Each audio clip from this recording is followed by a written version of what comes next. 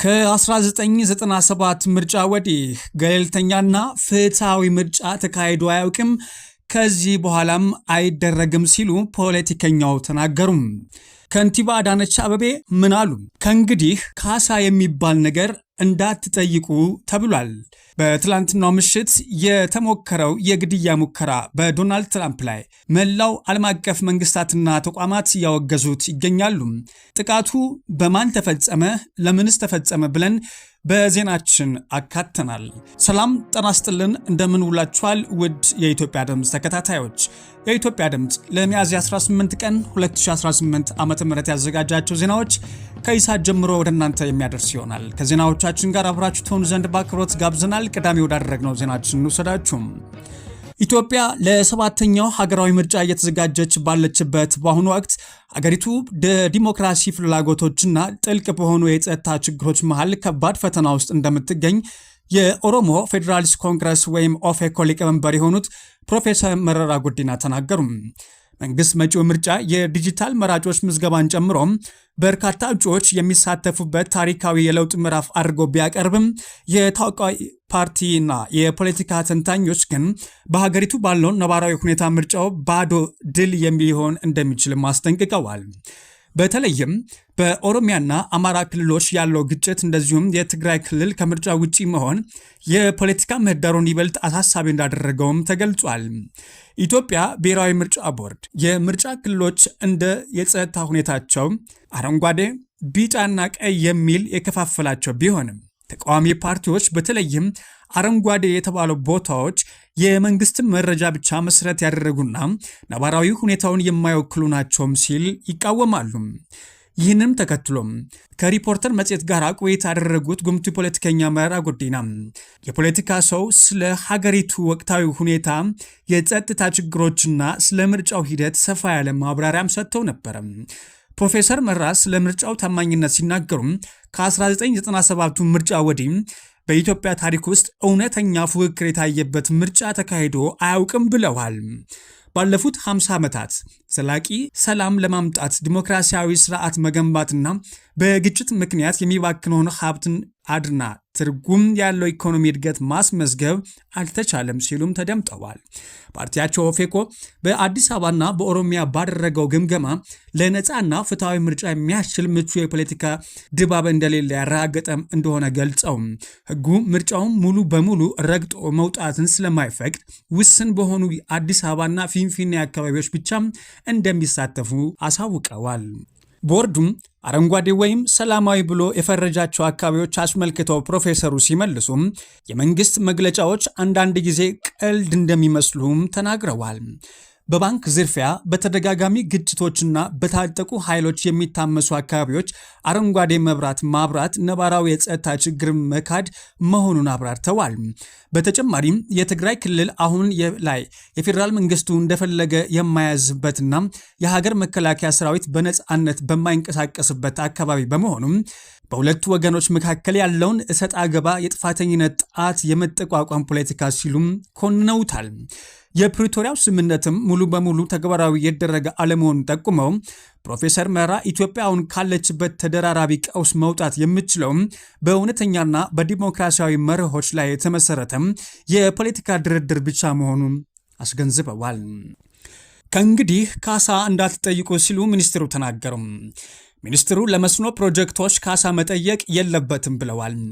የጸጥታ ችግርን ጨምሮ የበጀት እጥረትና የካሳ ጥያቄዎች የመስኖ ፕሮጀክት ግንባታና ፈታኝ አድርገውበትናል ሲሉም ተናግረዋል።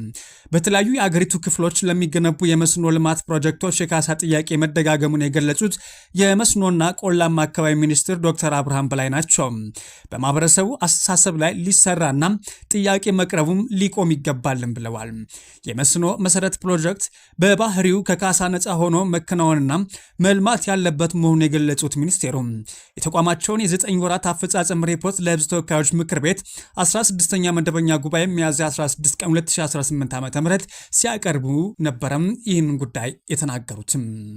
አካባቢው ላይ ያለው ማህበረሰብ እዚሁ እናስገባለን፣ ያልተዘጋጀንበትን ግን ቃና አንገባም ሲሉም ከንቲባ አዳነች አቤቤ ተናገሩ።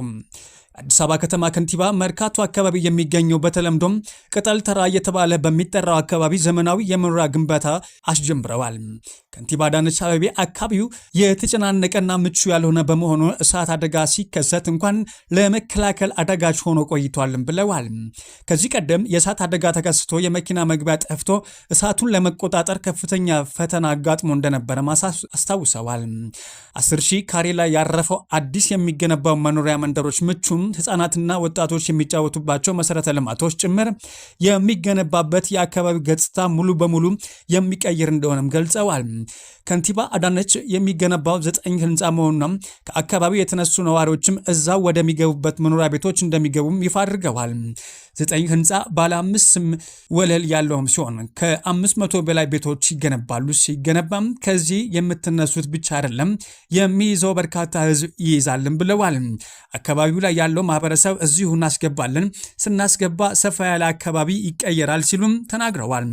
ከዚህ የተነሳችሁትን የቅድሚያ ሰጥተን እዛም ሳትደርሱ ወደ ቤታችሁ መግባት እንድትችሉም እንጥራለንም ብለዋል። እናንተ የነበረባችሁበትን አካባቢ ለብዙዎች ተመልሶ በረከትና መትረፍ ይሆናል ያሉት ከንቲባ አዳነች አቤቤ መንገድ ዳር ያሉት ህንፃዎች የንግድ ቤት ያላቸው እንደሆኑና ተጨማሪ የንግድ ህንፃዎች እንደሚኖሩ ማሳውቀዋል። በደንብ ያላሰብንበትን ወይም ያልተዘጋጀንበትን ቃል አንገባም፣ ተዘጋጅተን ነው ቃል የምንገባላችሁ ሲሉም ተደምጠዋል። በአካባቢው ባለው የጸጥታ ስጋት ምክንያት ከመተሐራ ወደ አዋሽ የሚወስደው መስመር ላይ ጥብቅ የሰዓት እላፊ ገደብ መጣሉን ተከትሎ መረጃው የሌላቸው በርካታ አሽከርካሪዎችና መንገደኞች ለከባድ እንግልት እየዳረጉ መሆኑን ገለጹ። ከስፍራው የደረሱ መረጃዎች እንደሚያመላክቱም ከሆነ ማንኛውም ተሽከርካሪ ከቀኑ 11 ሰዓት በኋላ ከመተሐራ ወጥቶ ወደ አዋሽ ማምራት ሙሉ በሙሉ ተከልክሏል። በመውጫው ኬላ ላይ ጥብቅ ፍተሻና ጥበቃ የሚያደርጉ የጸጥታ ኃይሎች እና ፖሊሶችም ከዚህ ሰዓት በኋላ የሚመጣን ማንኛውም ተሽከርካሪ በምንም አይነት ሁኔታ እንደማያሳልፉ ጥብቅ መመሪያ እንደተሰጣቸው እንደገለጹላቸው ሹፌሮችም ተናግረዋል።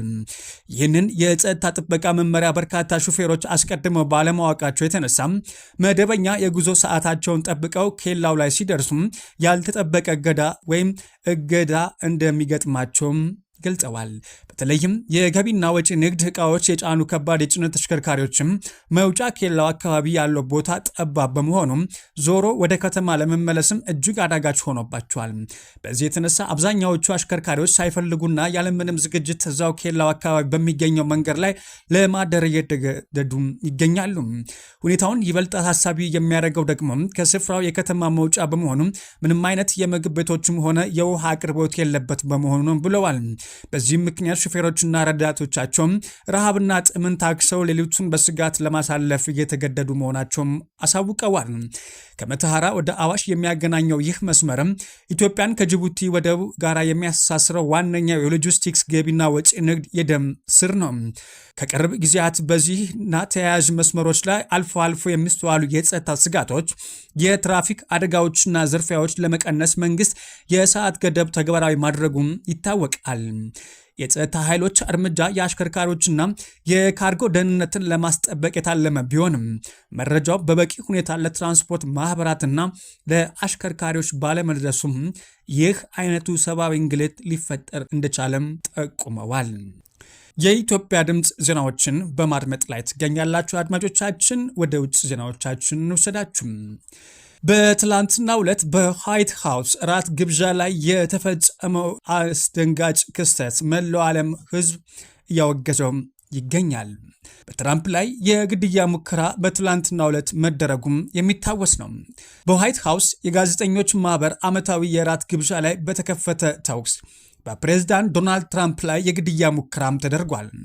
ፕሬዝዳንቱ ባለቤታቸውና ምክትል ፕሬዝዳንት ጆ ቫንስ በደህንነት አካላት አማካኝነት በአስቸኳይ ከስፍራው እንዲወጡም ተደርጓል።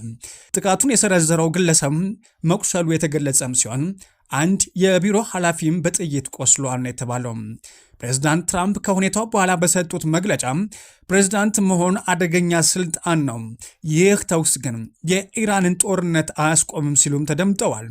የግለሰቡ ዓላማ ፕሬዝዳንቱና ካቢኔያቸው ላይ እንደነበረም ጠቁመዋል። እንደ የፖሊስ የተመታም ሲሆን ፖሊሱ የጥይት መከላከያ ወይም ቬስት ስለለበሰ ብዙም አልተጎዳም ተብሏል። የጥይት ድምፁ ሲሰማም አጠገቡ የነበረው ሰው ወይም ዝቅ ብሎ መልእክት የሚነግረውና ባለቤቱ ሲሸበሩ ትራምፕ ዘና ፈገግ ብሎ እንደሚታይም ያሳውቅ ነበረ። አንዳንዶች ትራምፕ ከግድያ ሙከራ የተረፈ ስለሆነ አለመደንገጡም ምንም አያስገርምም ሲሉ፣ አንዳንዶቹ ግን የኤፕስቲን ፋይል ላይ በኢራን ጉዳይ ስሙ ስለጠፋ አጀንዳ ለማስቀየር የተደረገ ሴራም ሲሉም እየተናገሩም ይገኛሉ። ተጽዕኖ ስታሳድር ይከታተሉሃል፣ ተጽዕኖ በማትፈጥርበት ጊዜ ደግሞ ይረሱሃል ሲሉም ትራምፕ ተናግረዋል። ትናንት ምሽት በአሜሪካ ዋሽንግተን ሂልተን ሆቴል በተካሄደው የዋይት ሃውስ ዘጋቢዎች እራት ግብዣ ላይ ጥቃት ለማድረስ የጦር መሳሪያና ቢላዋ ታጥቆ የገባ ግለሰብ በቁጥጥር ስር ውሎም ይገኛል። በምሽቱ እራት ግብዣም የአሜሪካው ፕሬዝዳንት ዶናልድ ትራምፕና በርካታ የአሜሪካ ከፍተኛ ባለስልጣናትም የተገኙበት ነበረ። ፕሬዝዳንት ትራምፕ ምንም ጉዳት ሳይደርስባቸው በፍጥነት ከአዳራሹ መውጣታቸውም ይታወቃል። እንግዶች ጠረጴዛው ስር የተሸሸጉም ሲሆን አንዳንዶቹ ዝግጅቱ ከተካሄደበት የዋሽንግተን ሂልተን ውጪ የተኩስ ድምፅ እንደተሰሙም ተናግረዋል። አንድ የፖሊስ ኃላፊ ለኤፒ የዜና ወኪል ግለሰቡ ተኩስ እንደከፈተ ገልጸው አንድ የፖሊስ አባል የጥይት መከላከያው ላይ ቢመታም በጥሩ ሁኔታ ይገኛልም ብለዋል። ተጠርጣሪው ኮል ቶማስ አለን የተባለ የ31 ዓመት ሰው እንደሆነ ይፋ የደረገም ሲሆን ትራምፕ የታመመ ሰው ሲሉም ገልጸውታል። ተጽዕኖ ስታሳድር ይከታተሉሃል፣ ተጽዕኖ በማትፈጥርበት ጊዜ ደግሞ ይረሷል ሲሉም ፕሬዝዳንት ትራምፕ ከጥቃቱ በኋላ ተናግረዋል። ራቱ ግብዣ ላይ ፕሬዝዳንት ትራምፕ፣ ምክትል ፕሬዝዳንት ጄዲ ቫንስ፣ የመከላከያ ሚኒስትር ፔት ሄርዜግ፣ የውጭ ጉዳይ ሚኒስትር ማርኮ ሩቢዮና ሌሎችም በርካታ የትራምፕ አስተዳደር ባለስልጣናት የተገኙበትም ነበረ። ውድ የኢትዮጵያ ድምፅ ተከታታዮች የኢትዮጵያ ድምፅ ለሚያዝያ 18 ቀን 2018 ዓ.ም ያዘጋጃቸው ዜናዎች እነኝን ይመስላሉ። ከዜናዎቻችን ጋር አብራችሁ ስለነበራችሁ ከልብ እናመሰግናለን። ሰላምን ተመኘን።